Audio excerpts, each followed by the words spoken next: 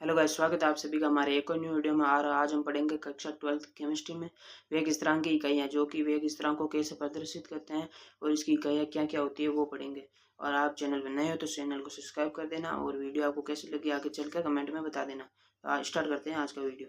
तो सबसे पहले वेग नियम जो अपन ने ड्राइव किया था, के बराबर ए की घात एक्स बी की घात वाई, जहाँ आपको पता है एक्स प्लस वाई बराबर एन ऑर्डर ऑफ रिएक्शन, जितने नंबर होंगे उतनी कोटि की अभिक्रिया होगी। एन का मान 0 है तो शून्य कोटि अभिक्रिया होगी, एक है तो प्रथम कोटि अभिक्रिया और दो है तो द्वितीय कोटि अभिक्रिया।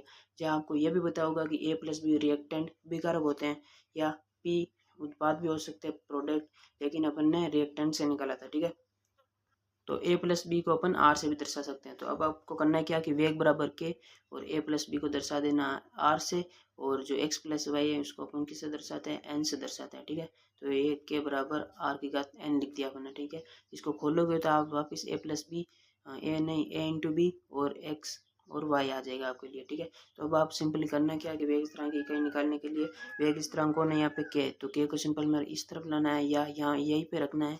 हो गया क्या कि इसको गुणा में है ये इंटू रिएक्टेंट, तो इसको वेग के नीचे भेज देना, तो के बराबर वेग बटा रिएक्टेंट की पावर एन आ जाएगा। ठीक है, तो यही होता है। ठीक है, अब आपको पता होगा कि वेग बराबर एक तो होता है minus D R upon D T. ये क्यों होता है, क्योंकि अपन अभिकारक की सांद्रता से लिखते हैं तो माइनस एक्स्ट्रा लगाना पड़ता है, और वेग से लिखते हैं तो delta P upon delta T. ठीक है, इसमें माइनस की आवश्यकता नहीं होता है, ये आपको ध्यान रखना है। ठीक है, तो आपको अब ध्यान में रखना है कि के बराबर अपन ने क्या लिखा, के बराबर लिखा अपन ने वेग बटा आर बट एन, ये लिखा अपन ने। तो आपको पता होगा कि वेग का मतलब क्या होता है कि minus D delta R upon delta T, और या delta P upon delta T. तो उसका मतलब क्या होता है कि सांद्रता में परिवर्तन समय के सापेक्ष, यही होता है। अपन ने निकाला भी है आगे, तो आपको पता होगा। तो यहाँ पे वेग का क्या लिखेंगे, सांद्रता बटे समय, और यहाँ पे नीचे आर जो चल रहा है, ये आर ये क्या है, ये अभिकारक की सांद्रता है, तो अभिकारक की सांद्रता को लिखेंगे सांद्रता की घात एन, ये लिख दिया। अब क्या होगा, देखो ये भी सांद्रता है, ऊपर भी सांद्रता, तो इस नीचे वाले को ऊपर ले जाता है, तो क्या होगा सांद्रता घात एक तो ऊपर है ही है, इंटू ये ले जाएंगे तो सांद्रता घात नीचे एन प्लस के एन है तो ऊपर माइनस के एन हो जाएगा, अपन नीचे क्या आ जाएगा समय। अब आपको पता होगा कि आधार समान होते तो घातें जुड़ जाती है। ठीक है, तो आधार समान है, सांद्रता सांद्रता, तो घातें क्या होगी, जुड़ जाएगी, वन प्लस माइनस एन। ठीक है, तो क्या आएगा, अपन समय चल ही रहा है तो इसका जो निकल के आता है मान आता है, तो वो आता है सांद्रता की घात एक minus n, plus minus minus हो जाएगा तो वन माइनस एन अपन नीचे समय चल ही रहा है।